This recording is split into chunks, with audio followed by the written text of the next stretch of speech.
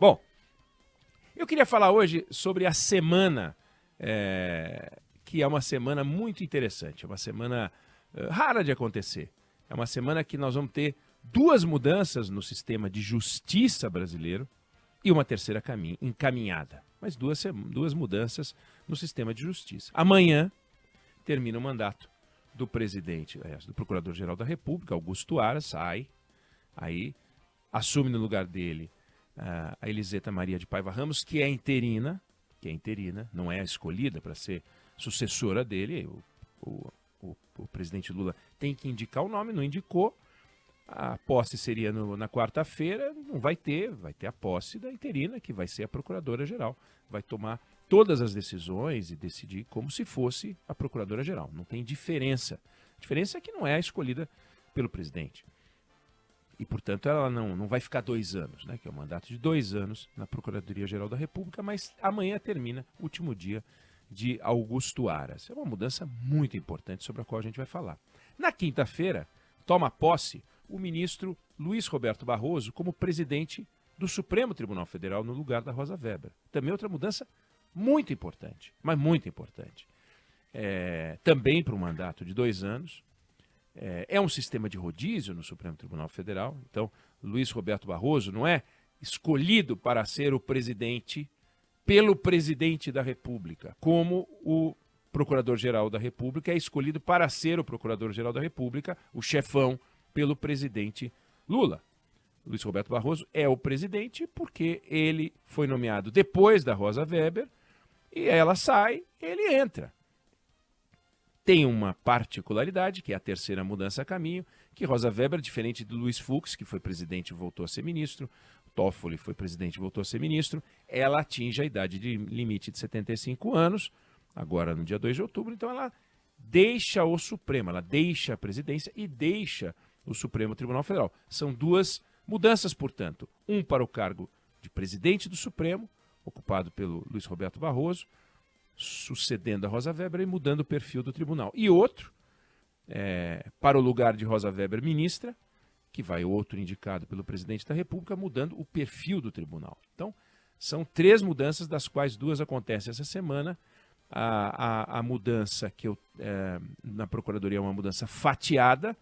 Você tem o fim da gestão Aras, mas você não pode ainda falar muito sobre o perfil de quem está chegando, porque simplesmente a gente não sabe quem está chegando. Se ele vai manter a interina, nada indica isso, quem ele vai colocar no lugar, etc. Então é ainda uma discussão que a gente vai saber ainda quem é o nome. Imagino, a não ser que tenha saído alguma coisa nos últimos minutos, que não tem um nome escolhido. Não vamos aqui especular se vai ser fulano, beltrano, nós não sabemos. Então vamos aguardar. Agora, essas mudanças, elas não são mudanças cosméticas.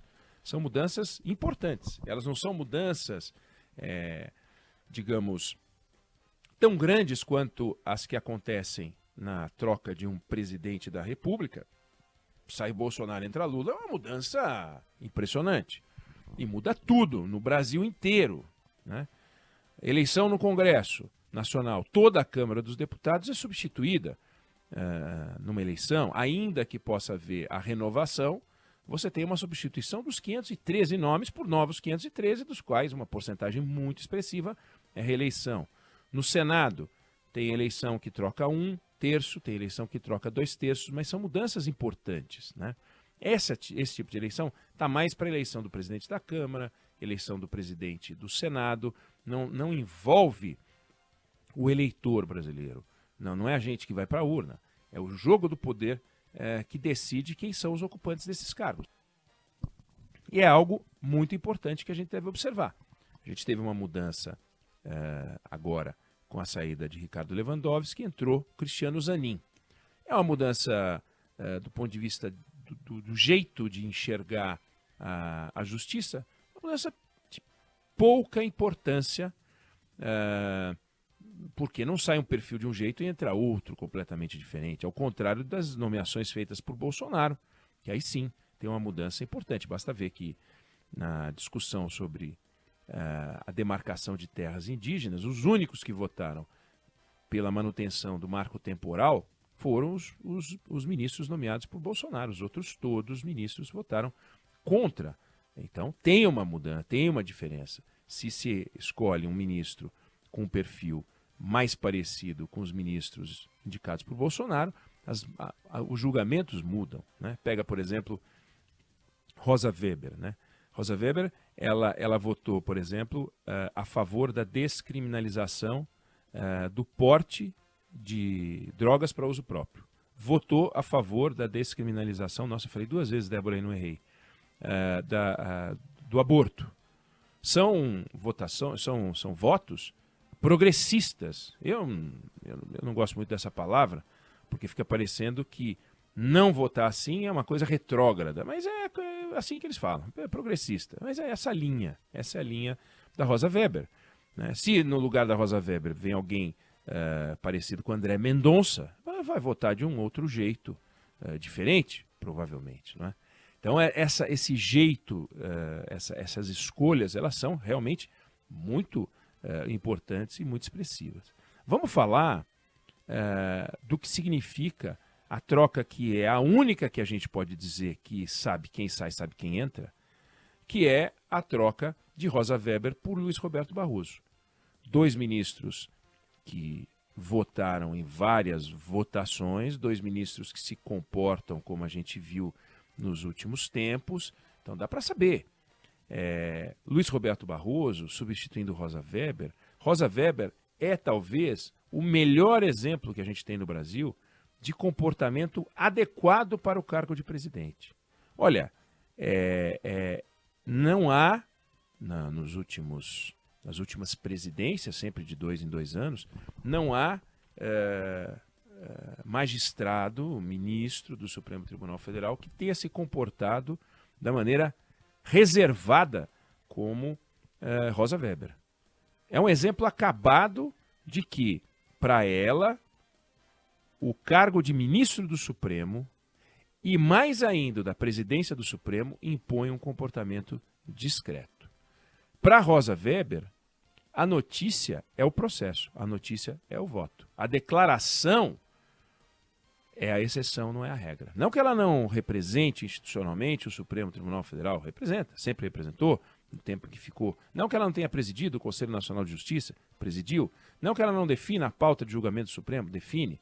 Ou seja, ela faz tudo que os presidentes do Supremo fizeram, com uma diferença: em silêncio, de forma reservada, falando quando necessário, de forma que, quando falava, todo mundo ouvia, porque, peraí, Rosa Weber está falando. Vamos prestar atenção no voto dela. É uma pessoa, portanto, que levou isso a ferro e fogo. Não era declaraçãozinha que ela dava do tipo, eu entendo que esse é o jeito de fazer. Ela fazia e fez durante todo o tempo que esteve lá. Todo o tempo. Nunca transigiu. É o certo, é o errado? Não. Não tem certo e não tem errado. Porque quando tem certo e errado, em algum lugar está escrito que não deve ser feito. Mas como comportamento, como postura, foi uma aula. Foi uma aula que fica para os integrantes dos outros poderes, é uma aula que fica para o Procurador-Geral da República, é uma aula que fica para o Presidente da República, é uma aula que fica para o Presidente da Câmara, é uma aula que fica para o Presidente do Senado e é uma aula que fica para o Luiz Roberto Barroso, seu sucessor. Rosa Weber vai entrar para a história do Supremo Tribunal Federal como alguém que ensinou os integrantes do Poder Judiciário um modelo de comportamento muito sofisticado. Porque é difícil. É muito difícil. É muito mais natural, diante de uma provocação, reagir. Esse é o natural. Cala a boca, já morreu. Quem cala a boca aqui sou eu. Entendeu? Esse é o natural. O natural é xingar e ser xingado. Esse é o natural, mas não é o esperado de um integrante do Poder Judiciário, que chega ao topo da carreira, está no topo da cadeia alimentar. É aquele que interpreta a Constituição, inclusive, no caso da interpretação constitucional, Rosa Weber tem outro traço raro no Supremo, que pode ser visto na seguinte declaração dada por ela. O Supremo Tribunal Federal é o guardião da Constituição, não seu autor. Não é lá que se escreve a Constituição brasileira. É ali que ela é protegida. O Supremo Tribunal Federal é o guardião da Constituição, não seu autor, disse Rosa Weber. E disse mais: quando o juiz é mais rígido que a lei, ele é injusto. Não fomos investidos de autoridade para declarar inconstitucional a própria Constituição. Olha que declaração importante, que declaração a ser estudada nas faculdades de direito, declaração a ser observada pelos advogados, declaração a ser observada pelos ministros, colegas de Rosa Weber. O Supremo Tribunal Federal é o guardião da Constituição, não seu autor. Quem ali dentro concorda com 100% dessa declaração? Luiz Roberto Barroso? Gilmar Mendes? Alexandre de Moraes? Edson Fachin? Será que eles acham que o Supremo Tribunal Federal é o guardião da Constituição, não seu autor? Será que eles acreditam que quando um juiz é mais rígido que a lei, ele é injusto? Será que eles acham que não foram investidos de autoridade para declarar inconstitucional a própria Constituição? Rosa Weber entende que sim. Que este é o papel do Supremo Tribunal Federal, este é o papel do ministro do Supremo Tribunal Federal, este é o papel do presidente do Supremo Tribunal Federal, no caso dela, da presidente do Supremo Tribunal Federal. E então chega Luiz Roberto Barroso, que não acha, que não se comporta, que pelo menos até o momento não agiu com este perfil reservado. Ele é o oposto disso. Ele entende que falar é parte da função do ministro do Supremo e que dialogar com a sociedade é parte do papel do presidente do Supremo. O que é dialogar com a sociedade? Ficar propondo discussões? Co-governar o Brasil? Recentemente, numa declaração impressionante, dada no Congresso Estudantil, disse Luiz Roberto Barroso: nós derrotamos a ditadura e o bolsonarismo. É uma fala inacreditável, proferida por um ministro do Supremo Tribunal Federal. Isso pode ser dito pelo deputado do PT, né? Do PSOL, pode ser dito pelo presidente Lula, pode ser dito pelo Flávio Dino, pode ser dito por quem quer que seja do governo, ou da base do governo, ou daquele que está no jogo político eleitoral. Agora, o jogo político da grande política, considerando que todos somos atores políticos, o ministro do Supremo, nesse jogo, falar num congresso estudantil. Primeiro, o que está fazendo o ministro do Supremo num congresso estudantil? Não interessa quantos anos a Uni estava comemorando, não interessa nada. O ministro do Supremo não circula lá como não circula em baile funk. Não pode em congresso estudantil e não pode no baile funk. Não pode. Quer fazer uma festa funk? Faz em casa. Não pode. Tem um monte de lugar que o ministro do Supremo não pode ir. Tem um monte de lugar que o presidente da República não deve ir também. Tem um monte de lugar que o presidente da Câmara não deve ir também. É razoável um ministro do Supremo, por exemplo, frequentar eventos internacionais como os ministros do Supremo frequentam, darem palestras como eles dão, se reunirem em Nova York como se reuniram 5 ministros do Supremo para ficar debatendo o Brasil em português, só que lá, recebendo a passagem, e não sei se mais algum dinheiro, se receberam cachê ou não, porque o cachê não é divulgado. O Conselho Nacional de Justiça, na gestão de Ricardo Lewandowski, proibiu a divulgação de cachê. Recebe ou não recebe cachê? Quanto recebe de cachê? Ganha mais como ministro do Supremo ou ganha mais fazendo palestra? Nós não sabemos. Luiz Roberto Barroso, como presidente do CNJ, pode propor essa discussão sobre abrir o cachê de ministros do Supremo e do STJ, por exemplo. Por exemplo. E a gente não sabe disso. Mas a fala de Luiz Roberto Barroso foi tão assombrosa que rendeu uma declaração do presidente do Senado, presidente do Congresso, que classificou a fala dele como inadequada, inoportuna e infeliz.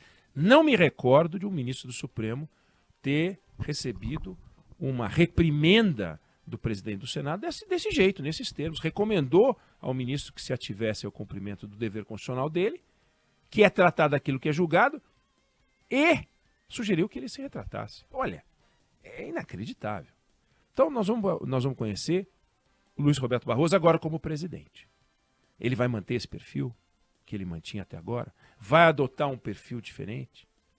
O cargo muda a pessoa. Veja Fernando Haddad.